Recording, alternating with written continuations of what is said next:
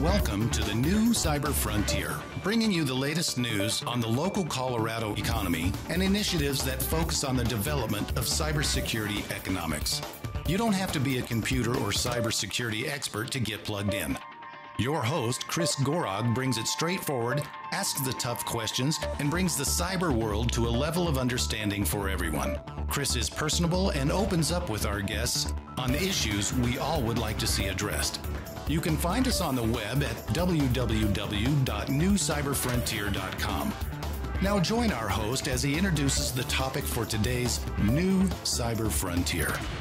Welcome to today's episode of New Cyber Frontier. On today with this special edition, we're going to be talking about the Dream Big event that's happening at Eads High School in Colorado. And on with us we have Jay Lindell, who is the Aerospace and Defense Industry Champion for Colorado Office of Economic Development International Trade, and Robert Fredell, the Director of Challenger Colorado. Welcome, both of you. Thanks for joining. Well, Chris, yes, thank you for the invite, and what a great opportunity to talk about Dream Big. Definitely. And Robert, thank you for joining as well. We're happy to be here. Yeah. So this is a very exciting thing because it's for our youth, and we're all bringing up the young kids into STEM, into technology, into aerospace, and my area is cybersecurity. We're all kind of passionate about that. So tell us, Jay, first, tell us how this event came together, what it's about, and what we'll be seeing from it. Well, great, yeah. Well, the event started, I must say, about 2 years ago, really, and I was invited to come out to Ovid, Colorado, Revere High School, and then talk about aerospace to the senior, junior class. And it was only going to be 20, 30 students maybe. And so the school started looking at it and go, well, why don't we combine the entire school, grades 7 through 12? And then the school superintendent got involved and said, why don't we bring multiple high schools in? And so this grew, and I said, well, why don't we make this bigger than aerospace? Why don't we make this a STEM promotional and career opportunity event? So it got into a much larger event with nearly 300 students participating, grades 7 through 12, multiple high schools, and it was a huge success on the day. Kids loved it. The faculty loved it, school superintendent, and it resulted in kids getting involved in robotics competitions, other STEM events, and I still get feedback on it today. Well, about a year later, I have an invite from Kiowa County Economic Development Foundation, and I was speaking at an event on an Economic Development Council of Colorado. And there was multiple people who said, hey, you need to do this for Southeast Colorado. And I couldn't refuse. So we found a date that was open that would work. And we put April 27th at Eads High School on the calendar, energized the aerospace network, but much more than just aerospace network in Colorado. Put the event together, and it's going to happen, and we're going to have a lot of fun. We're going to really inspire. It's like Dr. Rob Fredell on the line with us, and what he does in energizing the kids, inspiring kids for the future. So this will be an exciting event. That is really neat. So, Rob, you work with kids a lot too. Tell us about what your passion is with the kids and inspiring them. Well, Chris, Challenger is all about inspiring kids to STEM careers by doing STEM. So we have in Colorado Springs a really cool space simulator where the kids come as a class for a field trip. But that's pretty far for folks out in the rural counties like Eads. And we also then have a program to serve them so that they don't have to have the long bus ride to our simulators. So we do space mission simulators in the classroom, at the school, wherever they are, whether it's in the U.S. or we've done programs around the world. These are called e-missions, and we use just a go-to-meeting kind of platform to deliver these space mission simulations to the classes. The class assembles as a team. They might be an emergency response team dealing with a volcano that's erupting, or they have to support in the high school program a space weather event and protect the astronauts who are on orbit from sun and radiation that's coming from a space weather event. So they work as teams. They have to do calculations. They have to report back to the teacher who's engaged via video conference at our Challenger Center. And they work as a technical team, and they kind of see what life in aerospace might be like if they chose to go that way. That is really neat. Let's take a break here. We'll be right back after these messages from our sponsors. We'll be right back with the rest of today's show right after these brief messages from our sponsors. Cyber Resilience Institute helps build strong cyber communities designed to prevent members from attack. Like building a neighborhood watch, it takes coordination and a sharing community to protect our identities and valuables in the virtual world. Typically, we hear that organizations know they need to do something to protect their cyber assets, but don't know where to begin. Let Cyber Resilience Institute help your community create an action plan. Cyber Resilience Institute will build your community or business marketplace so that it is designed to support a collective cyber defense. Contact them for more information at cyberresilienceinstitute.org. All right, so welcome back, and we're talking today about the Dream Big Eads event with Jay Lindell and Rob from Challenger. So we were talking before the break about how each of us got involved with this, and Jay, you had mentioned that last year there was an event, and it's bigger than just the Challenger. I know I've been pulled in along with Colorado Technical University to work with the cybersecurity group and help the kids see what careers are out there in cybersecurity.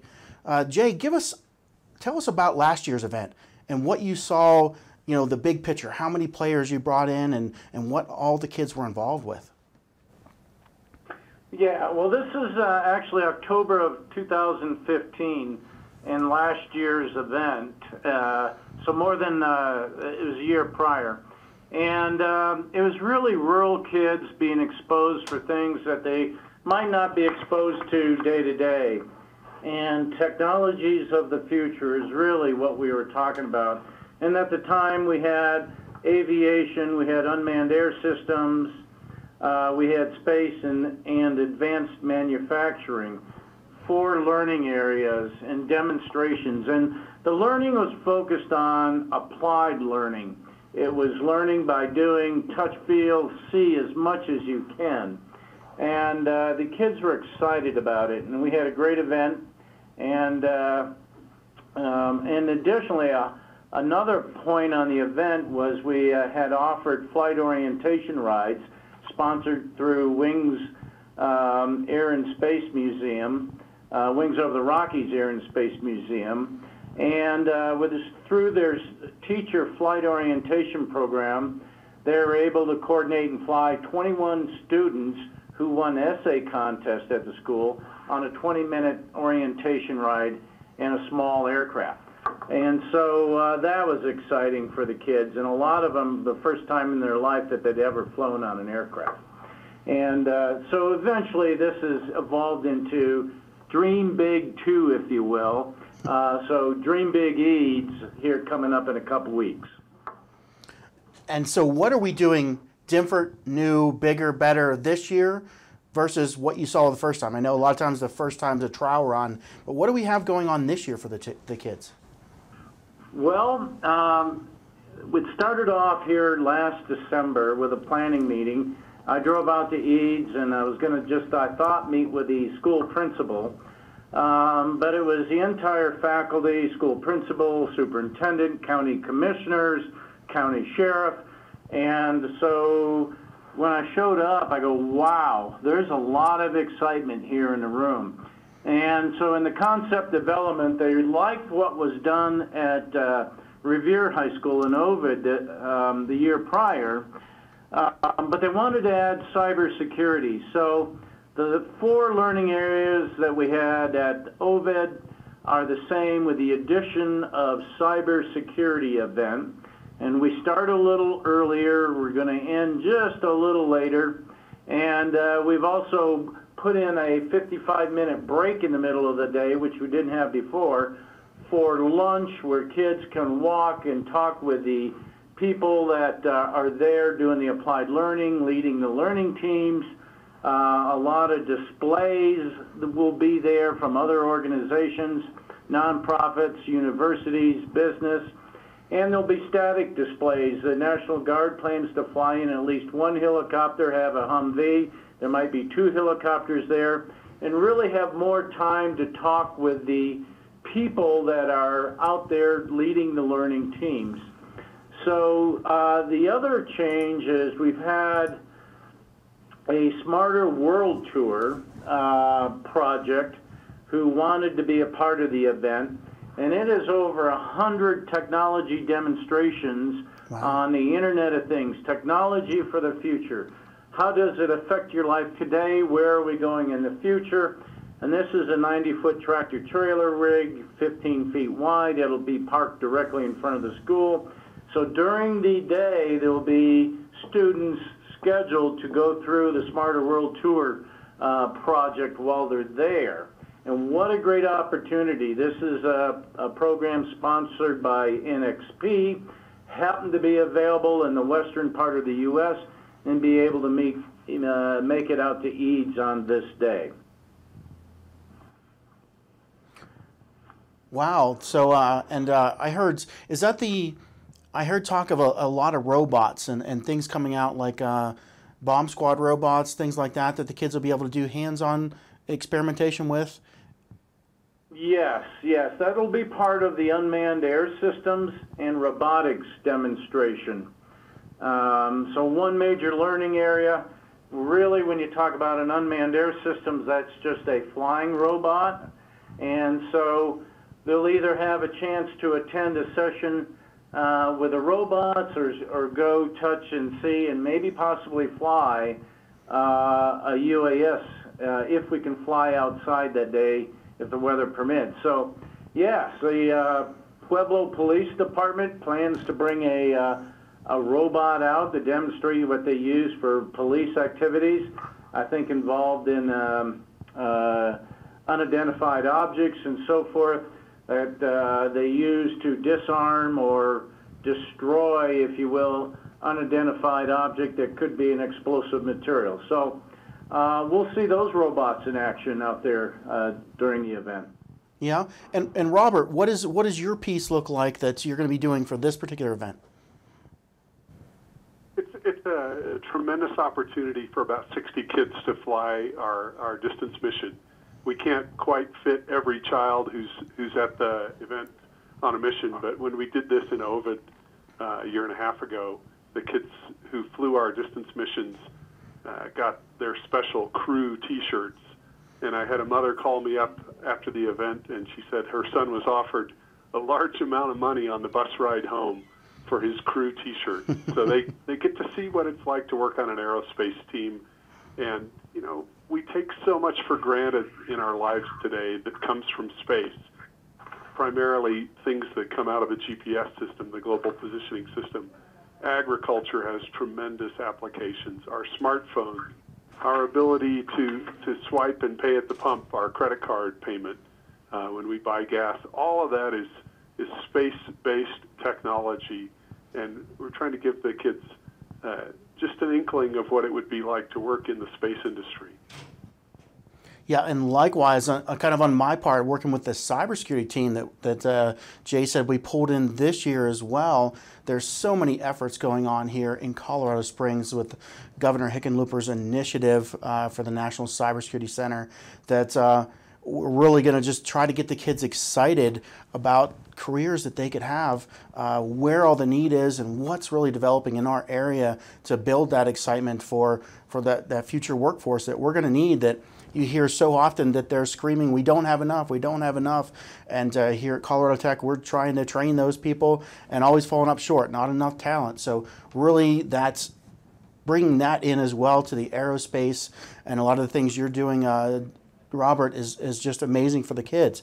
So is there anything now that you still need help with, or if somebody listening could get involved with or needs, or is that pretty much all lined up as to what's going on here now, Jay? Well, we have a, excuse me, we have a set program in place, Chris. We're at the point where we're organized and we're set to go, but you know, if anybody wants to be a part of it, there's always room for one more. Mm-hmm. And we'll figure out how to integrate, whether it be a display. And I've had many requests just here in the last week since we sent out a press release of how do I get involved. And so that question is, you can be involved. If you have particular expertise, perhaps we can integrate into one of our learning teams. There's also room to be an ambassador during the event, an ambassador on the Smarter World Tour to help, if you will, help the kids stay on time, stay on track, get through their exhibit displays. Or if you just want to show up and have a display about technology, your organization, especially if it is a academic institution, and talk about what you do and talk about courses available, talk about careers in the future. And so, yes, if anybody would like to be involved, they can contact me, and I'll say there's always room for one more. Okay. And let's take a break real quick, and we'll be back in a couple of minutes after we hear from our sponsors.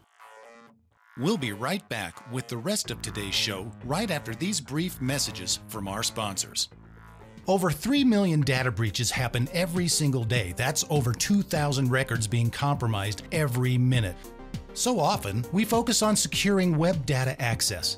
But what if the attackers are already inside, having gained direct access to your storage through data management software? When it comes to communications that go directly into your storage devices, make SNIA your first line of protection. SNIA's conformance testing limits outdated communications that are known to be used by attackers. It works continuously behind the background to make sure your storage is protected. To find out if your data is truly secure, visit our website at www.snia.org/cybertest.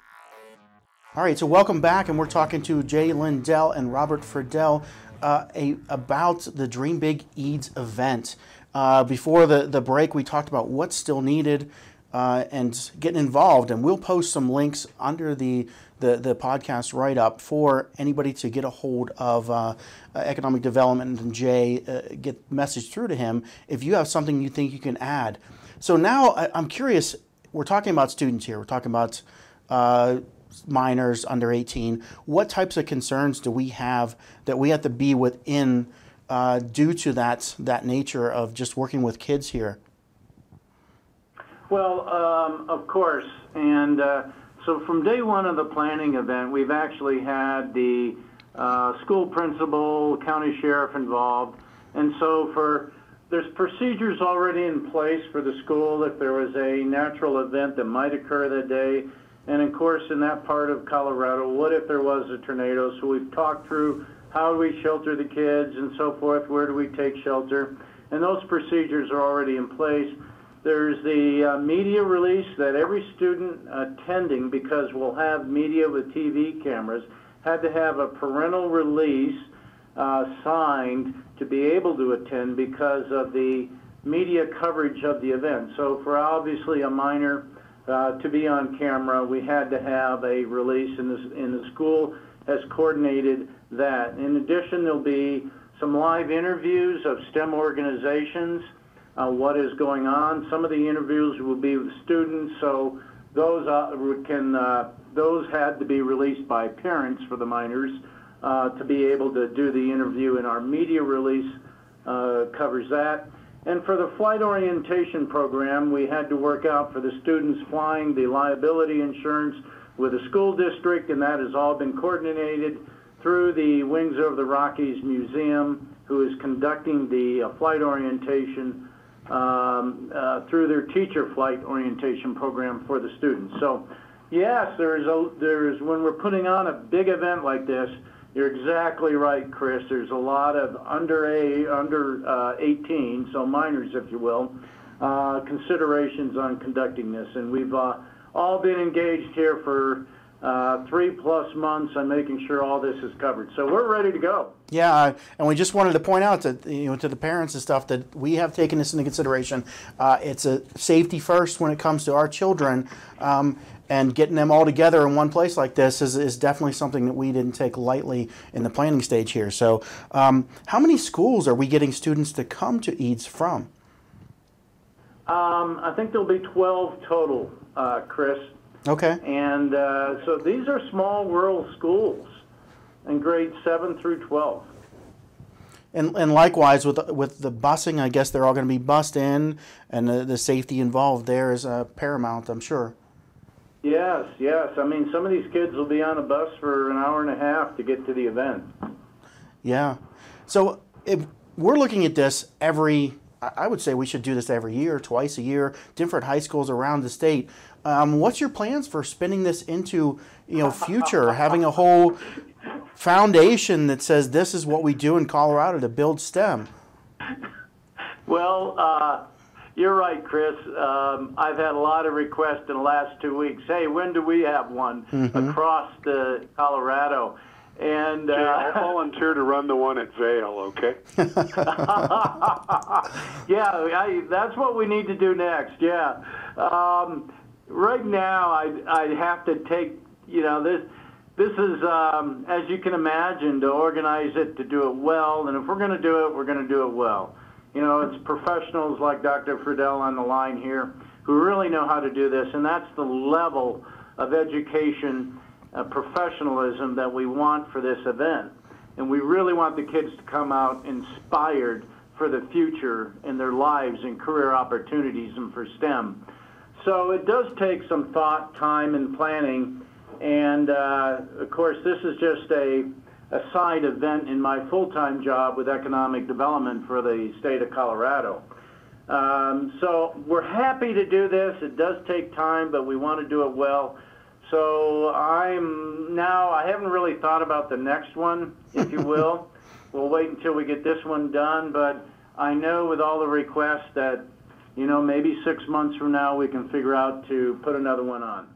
Definitely. Well, I am in for whenever you need to do that. Kind of in closing here, just anything you guys want to get out that you need help from, or last minute, hey, here's how you get in contact with us. This is something we might be able to use support on. Well, for your listeners on the Front Range, I invite them to either visit us in person for part of Challenger Middle School in Pine Creek in Colorado Springs, or they can visit us on the web at challengercolorado.org. Get a lot more information on lots of programs that we offer to K through 12 students. Okay, anything from economic development there? And Chris, this is Jay. The tremendous outpouring of volunteerism, of people who want to be engaged, whether they be from business, academic institutions, nonprofits, people like Dr. Fredell who just want to, yes, involve me. It's been tremendous.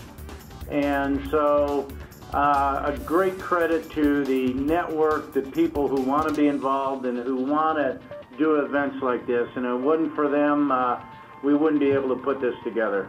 All right. And I agree with that. Thanks to everybody that was involved in making this event happen for our next generation, and hopefully get some more of those engineers and technical types out there to get involved with STEM. But thanks for joining today, both of you. Thank you. All right. Yep. Thank you, Chris. All right. Have a good day.